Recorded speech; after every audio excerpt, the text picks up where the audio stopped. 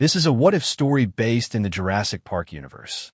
What I have for you today is a rewrite of a story I did about a month ago, with more detail and story.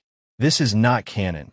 It is purely fictional, and more so based on the 1993 movie and not the novel. This story is best to be used with headphones, as it is a bit longer than normal. Thank you to all my subscribers. You are my favorite people, and I just want to do right by you and give you a constant upload schedule. And to anyone not subscribed, please do not feel obliged to do so. Only subscribe if you feel like you want to and be the first to hear new what-if stories. Thank you, and I hope you enjoy the story. The coppery tang of his own blood filled Robert Muldoon's mouth, thick and nauseating. It mingled with the damp, earthy smell of the jungle floor, a scent he knew intimately, but which now felt alien and hostile. The snap of the raptor's jaws, closing on air beside his head, the sickening tearing sensation in his thigh and flank, the fall. It had all happened in an instant. He remembered the clever girl with a detached professional admiration. Then the world had become a kaleidoscope of green and pain. Now the immediate, blinding agony had subsided into a deep, throbbing ache. He lay tangled in ferns and fallen leaves beside the moss-covered log, the silence of the jungle pressing in after the frantic chaos. It wasn't raining, a small mercy, leaving the air humid and heavy, but not masking the sounds of the wild. Or, more importantly, the lack of certain sounds. The raptors weren't making noise. Not anymore. He pushed himself up gingerly, biting back a groan. His right leg felt ruined, the flesh shredded above the knee and along his side. His khaki uniform was soaked crimson and torn to ribbons where the claws had raked him. But he was alive. By some miracle, some misstep by the hunter, some primal instinct kicking in that had made him thrash just enough to avoid the killing blow, he was still drawing breath. The thought sent a jolt of ice through the pain. They hadn't killed him. They had mauled him. And they were the most intelligent predators he had ever encountered. They hadn't retreated in fear or disinterest. They were waiting. He tested his weight. His leg wouldn't take it. The pain flared, white-hot, and he nearly collapsed. He had to crawl, or drag. His gaze scanned the immediate vicinity. Empty, but the jungle was a master of concealment. Every rustle could be the wind, or it could be a shift of weight. Every shadow could be just shadow, or it could be a low-slung body. 60 yards. That's all it was. 60 measly yards back to the relative safety of the concrete bunker entrance where Hammond and the injured Dr. Malcolm were holed up. 60 yards that felt like 60 miles across hostile territory. He knew the layout of the service road, the path to the bunker turnoff. It was just there. He started moving, dragging his injured leg, using his arms to pull himself forward. The fabric of his khaki shorts snagged. The torn flesh screamed in protest with every inch. Leave a trail. Leave a scent. They know, a cold voice whispered in his mind. He can feel their prehistoric eyes on him. His death could be minutes away or mere moments. But he does know it will happen. He gritted his teeth, ignoring the thought, focusing on the next root, the next clump of earth. The jungle seemed to hold its breath. The usual cacophony of insects felt muted, the distant calls of other dinosaurs non-existent in his immediate awareness. All he heard was his own ragged breathing, the scrape of his boots and clothes against the ground, the sickening squelch of bloodied fabric. 5 yards. 10 yards. The log was out of sight now. He was fully immersed in the dense, oppressive green. The air felt thick, pressing down on him. He imagined eyes on him. Golden, slit-pupil eyes, tracking his slow, agonizing progress. Patient, knowing he was wounded prey, knowing he was bleeding out. A twig snapped somewhere to his left. Muldoon froze, every muscle tense, every nerve ending screaming. He strained his ears. Nothing. Just the humid silence returning, heavier than before. Had it been real? Or just his mind playing tricks, amplifying the natural sounds of the jungle into something sinister? But then he saw it. A bird, a big bird, a parrot native to the island. He forced himself to move again, the brief pause increasing the pain rather than easing it. He dragged his body over a gnarled root, scraping his already raw skin. He could feel the warmth spreading across his back and sighed. More blood. The metallic smell was stronger now. He thought of Ellie. She was heading to the generator bunker, risking her life to get the power back online. He desperately hoped she was all right, hoped she succeeded. She was more than likely inside, navigating to the control panel on the back wall. Hammond and Malcolm were relying on her. Hell, he was too, and then there was Lex, Tim, and Alan. He had to make it. For them. As much as for himself. Useless to them out here, bleeding to death on the jungle floor. 20 yards. The going was slow, brutal. Each pull felt like lifting his own weight, which in a way it was. His hands were getting scraped, his elbows bruised. He needed to stop the bleeding, but he had no bandages, no way to apply pressure effectively while dragging himself along, and no way to protect himself from imminent danger. His shotgun, his trusty SBZ-12 thrown to the side when he was ambushed. He reached a small clearing, patchy sunlight filtering through the canopy overhead. It felt exposed, too open. He could see further here, but he also knew they could see him. He scanned the edges of the clearing frantically. Shadows stretched and shifted. A large fern frond swayed, just a little too much in the still air. He was making too much ground. Were they going to finish him, or were they enjoying their prey, thinking they could escape? Cunning bastards, sadistic in a messed-up way. He lunged forward, using his arms to pull himself back into the relative cover of denser undergrowth on the other side. His breathing came in ragged gasps. His chest burned. He felt weak, lightheaded, blood loss. It was catching up to him. He needed to keep his head. He was Muldoon, game warden, hunter, survivalist. But this was a different game, against opponents who didn't play by the rules of nature as he knew it. They were too fast, too smart, too clever. His side was ripped open by the pack leader's sickle claw. He didn't know how his insides had just spilled out. Maybe luck or the tear wasn't wide enough. It was damn well deep enough, though. His adrenaline working overtime, he thought. He'd be dead already otherwise. He heard it then. A soft, almost imperceptible clicking sound, like stones tapping together. He'd heard it before the ambush. Raptor communication. It came from behind him, where he had just been. And then, faint but distinct, another clicking sound from ahead and to his right. They weren't just following. They were communicating, coordinating, hurting him, or just confirming his location. He didn't wait to find out. Panic, cold and sharp, lanced through the pain. He scrambled harder, faster, ignoring the agony in his leg. He had to get to the bunker. Now, before they decided the game was over. 30 yards. He could see the terrain changing slightly now. Fewer large trees, more scrub, hinting at the edge of the paved service road ahead. He knew the bunker entrance was just off that road. It was close. So close.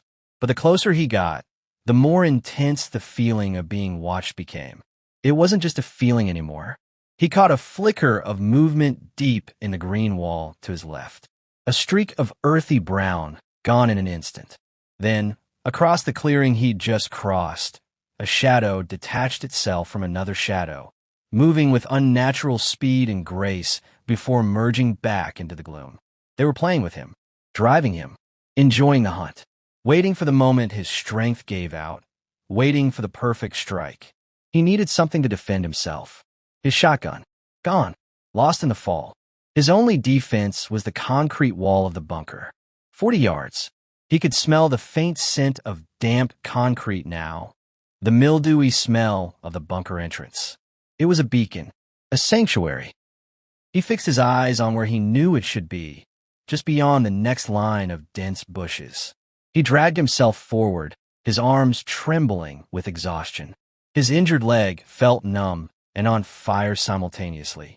He was leaving a trail a mile wide, a dark, glistening slick on the jungle floor. He could almost hear their soft footfalls behind him, pacing him, matching his agonizing speed. A low hiss, not the general jungle hiss of insects or steam vents. This was deliberate, close. Muldoon froze, pressing himself flat against the ground, trying to melt into the ferns. His heart hammered against his ribs. He dare not move. Silence. He counted his breaths. 10, 20. The silence stretched, thick with menace. Then a quiet click, further away this time. Then another. They'd moved ahead of him, cutting off his path. He pushed himself up again, adrenaline surging through his veins. He had to risk it. Staying still made him a sitting duck. He crawled towards the bushes, his goal just beyond them. He could practically taste the stale air of the bunker. He needed to reach that metal door. 50 yards. He was at the edge of the bushes. He could see the faint gray line of the concrete foundation just ahead. 10 more yards. He could do this. He had to do this. He pulled himself into the bushes, ignoring the thorns and rough branches tearing at his clothes and skin. He emerged on the other side, collapsing momentarily onto the short, damp grass beside the bunker wall. He was here. The bunker door was just ahead, a heavy green rectangle set into the concrete. But the final 10 yards felt like crossing an infinite desert. He could see the door, but it might as well have been a mirage. His body screamed in protest. He was dizzy, the world tilting. He gathered every last ounce of strength. His arms shook violently as he pulled. Drag. Pull. Drag. The smooth concrete felt cool against his cheek for a moment before he scraped past it. The smell of mildew and stale air was strong now. Sanctuary. He heard it again, louder this time. A low, guttural rumble that wasn't a roar, but a sound of anticipation, of hunger, of finally ending the game. He looked back over his shoulder towards the edge of the jungle he had just crawled from, and he saw them, 2 of them, standing at the tree line just 20 yards away now, silhouetted against the dappled light, their heads tilted, watching him. The clicking sounds came from them, a rapid, excited series. They weren't hiding anymore. The game was over. Their movements were fluid, unnervingly deliberate. One took a step forward, then another. The second paralleled its movement. They were closing in. Terror, absolute and debilitating, washed over Muldoon. He was too slow, too weak. He wouldn't make it, but the door was right there. He lunged forward, no longer pulling, just throwing his body towards the green metal. His injured leg caught, twisting, sending a shockwave of pure agony through him, but he barely registered it. He slammed into the door, fumbling desperately for the handle, the simple mechanism of survival. His hand closed around the cold metal. It was stiff, rusted. It wouldn't budge. Panic intensified. He pounded on the door, a raw, choked cry escaping his lips. Hammond, Malcolm, open the door. It's Muldoon. From inside, he heard a muffled shout, a clatter. They were there. They heard him. Behind him, a rapid series of clicks, closer, and a dry rustle of leaves as predators moved in for the kill. He squeezed his eyes shut against the image, against the sound, pouring all his remaining strength into twisting the handle, pulling the heavy door. It groaned, resisting. The raptors were getting closer. He could hear their quick, light footfalls on the short grass. He could almost feel the heat radiating from their bodies. The door hinges shrieked in protest, but the door swung inward a crack. Muldoon jammed his good shoulder against it, pushing with everything he had. The crack widened slowly, painfully. He risked a glance back. A golden eye, wide and predatory, was visible through the leaves just yards away. He scrambled sideways, forcing his mauled body through the narrow opening. The door screeched against the concrete. He was halfway through. A piercing shriek erupted from immediately behind him. A heavy thud against the outside of the door, making the whole frame shudder. Claws scraped against the metal. They were at the entrance. He threw himself the rest of the way inside, collapsing onto the damp concrete floor of the bunker corridor. He heard gasps of alarm above him. Muldoon!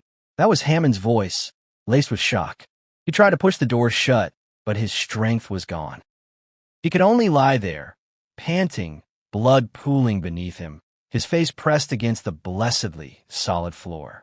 A figure scrambled past him. Help me with the door. It was Malcolm, limping badly, his face pale with pain, but his eyes wide with urgency. Together, or rather, Malcolm dragging and pushing while Muldoon could only offer minimal support, they wrestled the heavy door shut. The scraping outside grew frantic, desperate. Loud bangs reverberated through the metal. Snarls and shrieks filled the air from the other side. The heavy bolts scraped home with a series of loud thunks. Silence descended inside the bunker, broken only by Muldoon's ragged breaths, Malcolm's pained groans, and Hammond's horrified exclamations. Muldoon lay on the floor, the pain his only reality for a moment. Safe. Inside. He lifted his head weakly. Hammond was kneeling beside him, face ashen. Malcolm was leaning against the now-sealed door, clutching his leg, wincing at the sounds from outside. "Jesus, Muldoon," Hammond whispered, eyes wide at the sight of the blood. What the bloody hell happened?" Muldoon managed a weak, bloody smile that didn't reach his eyes. The sounds outside, softer now but still there, clicks, soft scrapes, frustrated whines, were a chilling reminder. "God-damned ambush," he rasped, the irony bitter on his tongue. He closed his eyes, the exhaustion overwhelming. He was safe. For now. But outside, the island was still dark, the fences were down, and the clever girls were still very, very hungry. And Ellie was still out there, alone, trying to get the power back on. The flickering gas lamps cast long, dancing shadows across the concrete floor of the maintenance shed. Dust motes swirled in the yellow light, disturbed by the heavy breaths that filled the air. John Hammond, his face a roadmap of anxiety and age, dabbed at the ragged gash on Robert Muldoon's thigh with a blood-soaked cloth. The air hung thick with the metallic tang of blood and the underlying, musty smell of disuse. Muldoon gritted his teeth, his face pale under a film of sweat. The initial shock had worn off, replaced by a gnawing pain that radiated from the deep claw marks. He stared up at Hammond, his usually sharp eyes narrowed. Across the room, Ian Malcolm lay on a makeshift cot fashioned from spare engine parts and a greasy tarp. His leg was twisted at an unnatural angle, a makeshift splint lashed around the brake. He watched them both, his ironic gaze flickering between Hammond's frantic ministrations and Muldoon's stoic suffering. He hadn't been attacked by raptors. The T-Rex had seen to his injuries. Muldoon faring much worse is a death door, he thought.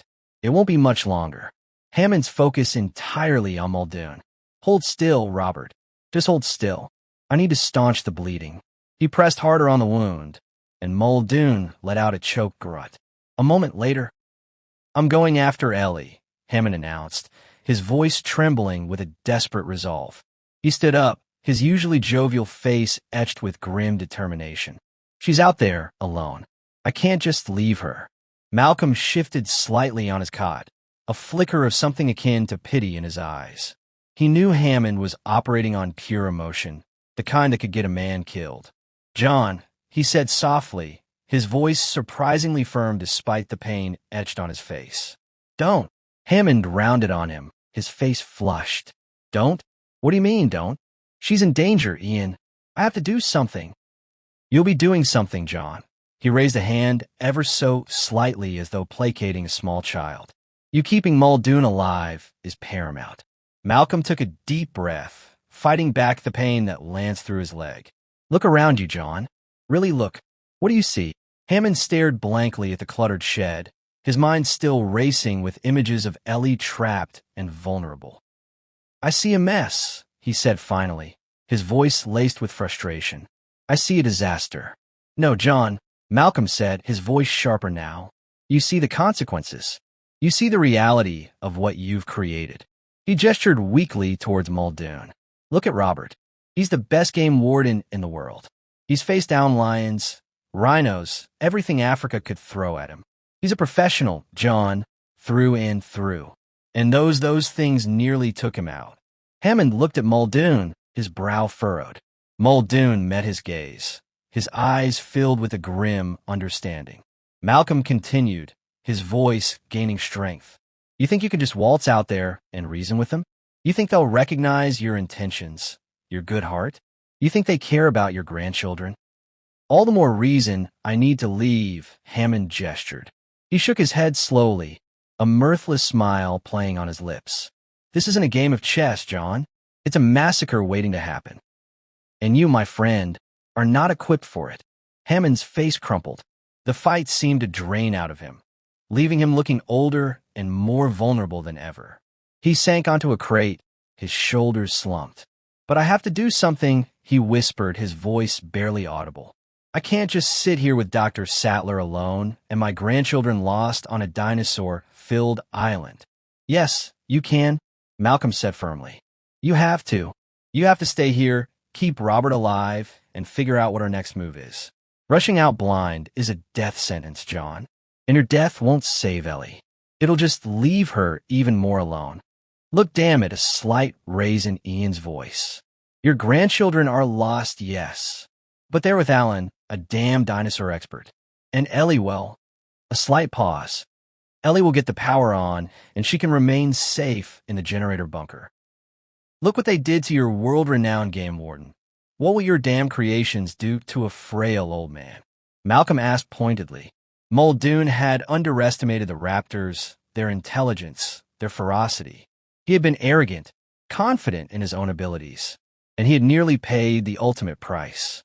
Hammond knew he wouldn't stand a chance. He paused, then added, "You need to think about the bigger picture, John. About what's going to happen after this is over. About containing this disaster." Hammond remained silent for a long moment, staring at the greasy concrete floor. The only sound was the hiss of gas from the lamps and the shallow rasp of Muldoon's breath. Finally, he raised his head, his eyes filled with a weary resignation. "What do we do then?" he asked, his voice barely a whisper. Malcolm managed a weak shrug. "We survive. We assess. We adapt. And we pray for everyone's safety. Because that's all we can do now." "Look," Ian said, "the power's outright. Those bloody things can go anywhere they please. Even the REX, we have to trust in Ellie to get the power back on, or at least the fence power back on. A temporary restart might be enough to get us some breathing room." Hammond nodded slowly. "But how? The systems are complex. I only understand the basics. We need Arnold, Nedry, dead." Malcolm said flatly, "Both of them. Assume that. Anything we do, plan for, they can't be involved." Hammond, the spark of resolve returning to his eyes, stood up. "Okay, yes." He started pacing the small shed, his energy returning, albeit tinged with a desperate edge. As Hammond rummaged through a pile of discarded equipment, Malcolm leaned back against the wall, his face etched with pain. He knew the odds were stacked against them. They were trapped, injured, and facing creatures beyond their comprehension. But they were all survivors. He looked at Muldoon, lying on a makeshift bed made from safety blankets, his face pale and covered in bandages. He looked at Hammond, his face etched with determination, fueled by a desperate hope. They were an unlikely trio, thrown together by circumstance and facing unimaginable danger. The dust motes continued to dance in the flickering lamplight, oblivious to the drama unfolding within the small maintenance shed. Outside, the island remained extremely hostile, yet silent for now, a deceptive calm masking the prehistoric predators that roamed free. This was far from over.